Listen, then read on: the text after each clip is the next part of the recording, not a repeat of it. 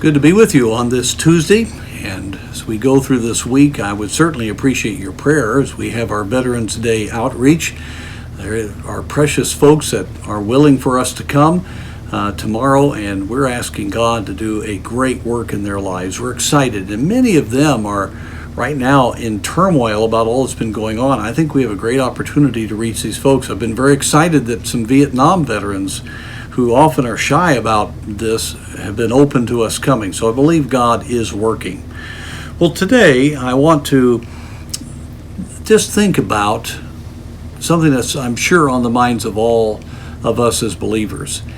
We feel right now, in many ways, just pushed down, minimized, condescended to, because we are not up with the latest political mentality and following the latest cultural norms, and we sense the fact that more and more people who have conservative values and biblical values are becoming less and less. And even though that may be humanly true, we don't know the whole ins and outs of everything.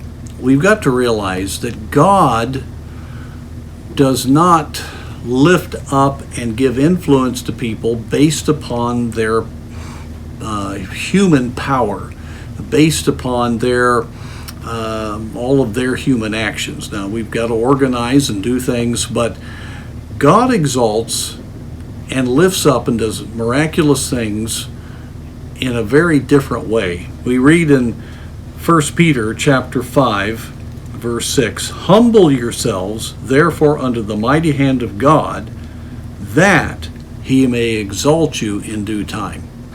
That's not the human way we think.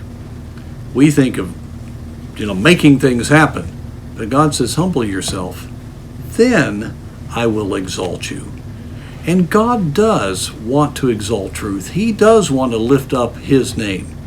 And if we're willing to humble ourselves, we've got to realize that God can do a great work.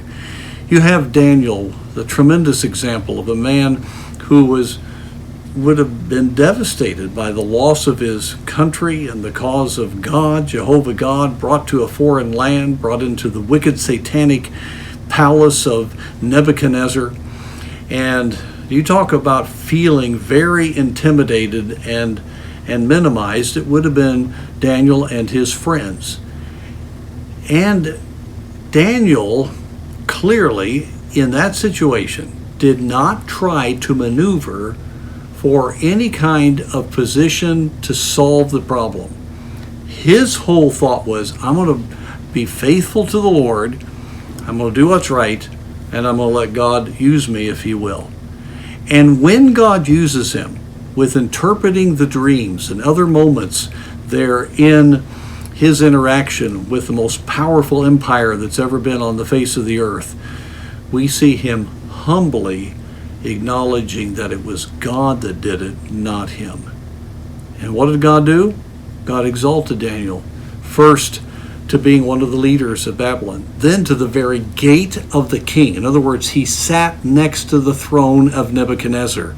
And then in chapter 4, when Nebuchadnezzar went insane, for 7 years, Daniel ruled the Babylonian Empire in his stead and preserved the empire for Nebuchadnezzar. That's what you call humbling yourself and being exalted. But he was not exalted for his own sake and for his own interest. God exalted him to encourage the nation of Israel and to encourage all of us, even here in 2020, to realize that God is in control and that God will preserve his work.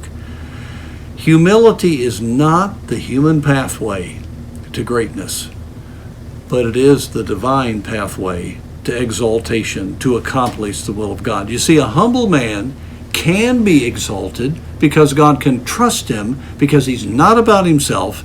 He is about God's glory and God's work going forward. And so, folks, if we want to see God exalt righteousness and lift up the right kind of people, we've got to humble ourselves and realize we haven't prayed like we ought to. We haven't been what we ought to be. And we need to realize without him we can do nothing. And if there'll be enough people that will humble themselves and pray and seek his face, the Bible said that God will work and he will heal our land. And so God's ready to lift up believers, but it's got to be going down before we go up. We've got to be willing to humble ourselves, and then we can believe that God will do a great work in the days ahead.